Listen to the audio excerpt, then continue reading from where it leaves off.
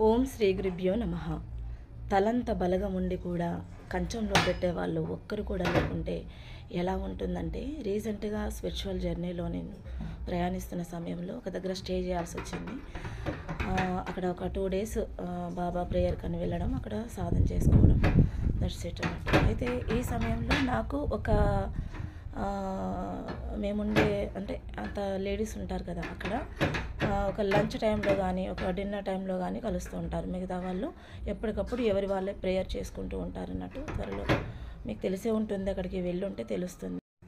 తెలుగు వాళ్ళు కూడా ఒకరు ఇద్దరు కనెక్ట్ అయ్యారు. అయితే మేము ఒక లంచ్ టైంలో డిన్నర్ టైంలో మాత్రమే అందరూ తినే సమయంలో, అది డైనింగ్ హాల్, అక్కడ ఎవరికెవరు తెలియకపోయినా కానీ చూసుకొని స్మైల్ ఇస్తూ ఉంటారు, అంతేవరకే అన్నట్టు. ఇంకా ఎవరి వాళ్ళు ప్రేయర్ చేసుకుంటూ ఎవరి రూమ్లలో వాళ్ళు ఉంటుంటారు అన్నట్టు. అయితే ఒక ఆవిడ, అంటే చాలా పెద్ద ఆవిడ, తను బేటా కిధర్ సే హాయా అని అడిగింది అన్నట్టు. అంటే హైదరాబాద్ సే హాయా, ఆప్ కిధర్ సే హాయా అని అడిగాను. అంటే ముంబై నుండి వచ్చానని చెప్పింది. తను మొత్తం హిందీ మాట్లాడుతుంది. సో తనకి 84 years అని చెప్పింది. నాకు బిడ్డ, కొడుకు, మన్మన్లు, మన్మరాన్లు, 4 కాలేజీలు ఉన్నాయి ముంబైలో. నాకు 84 సంవత్సరాలు. నేను లెక్చరర్గా చేశాను, ఇంతకుముందు రిటైర్ అయిపోయాను. మా పిల్లలంతా కూడా మన్మన్లు, మన్మరాన్లు ఉన్నారు.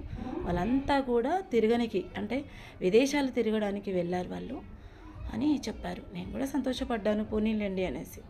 ఇంకా తను ఒక్కతే ఇక్కడ ఆశ్రమంలో ఉందన్నట్టు తను. అయితే చాలా పెద్దగా చెప్తుందంటూ, చాలా గొప్పగా చెప్తుంది వాళ్ళ ఫ్యామిలీ కోసం. తను హిందీలో బడా ఖాందానే హమారా అని చెప్తుంది. ఓకే ఓకే అని నేను చెప్పేశాను. నా పేరు అడిగింది, నాకు పిల్లలు ఎంతమంది అని అడిగింది. సరే అమ్మ, నెక్స్ట్ టైం కలుద్దాం, మళ్ళీ లంచ్లో కలుద్దామని చెప్పేసి ఇంకా నేను నా రూమ్కి వచ్చేసాను.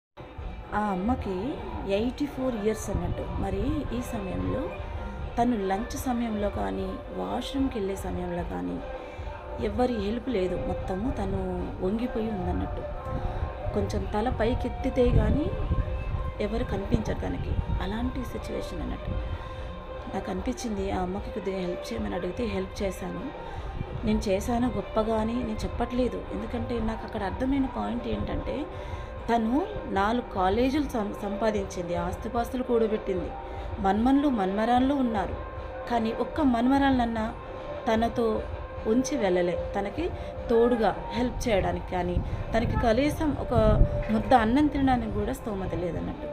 అలాంటి ఆవిడను వదిలేసి వెళ్ళారు చూడండి. నాకు ఆమె కోటీశ్వరులాగా కనిపించలే, ఆమె గొప్ప కోటీశ్వరురాలాగా కనిపించలే. ఈమె ఒక లేని ఆవిడ, ఎవరు లేని ఒక అనాథలాగా అనిపించింది. ఇది నేను ఎవరిని ఉద్దేశించి చెప్పట్లేదు. చూడండి, తను అంత సంపాదించి పెట్టినా ఒకవేళ ఒక ఆత్మజ్ఞానే తన పిల్లలై ఉంటే తనని ఎలా చూసుకునేవాళ్ళండి? కాళ్ళు కడిగి, ప్రతిరోజు కాళ్ళు కడిగి నెత్తులు పోసుకునేవాళ్ళు. నాకు ఎంత బలగం ఉన్నారు, నాకు అక్కలు, చెల్లెళ్ళు, బిడ్డలు, కొడుకులు, అల్లుళ్ళు, ఆస్తులు పాస్తులు, ఇది అది అని చెప్తుంటా చూడండి. మరి వాళ్ళ దీనస్థితి, ప్రజెంట్ సిచ్యువేషన్ చూస్తే అనాథల్లాగా అనిపిస్తున్నారు. అందుకే కొంచెము పిల్లలు కానీ ఎవరైనా సరే వాళ్ళని అర్థం చేసుకోండి. వాళ్ళని అట్లా ఆశ్రమాలలో వదిలిపెట్టకండి. అది ఆశ్రమం అని కూడా నేను చెప్పాను. డబ్బులు పెట్టే ఆశ్రమం, పర్ డే 3-5,000 అవుతుంది. భోజనం వాళ్ళే పెడతారు కనుక కొద్దిగా సేఫ్ జోన్లోనే ఉంది తను. నేను ఇది ఆమెను ఎందుకు అంటున్నానంటే, ఆమె అంత గొప్పగా చెప్తుంటే ఎవరు లేరే తన పక్కన అని అనిపించిందంట. అందుకే పిల్లలు, తల్లులు ఎవరైనా సరే గమనించండి. మీ తల్లిదండ్రులు మీకోసం ఎంతో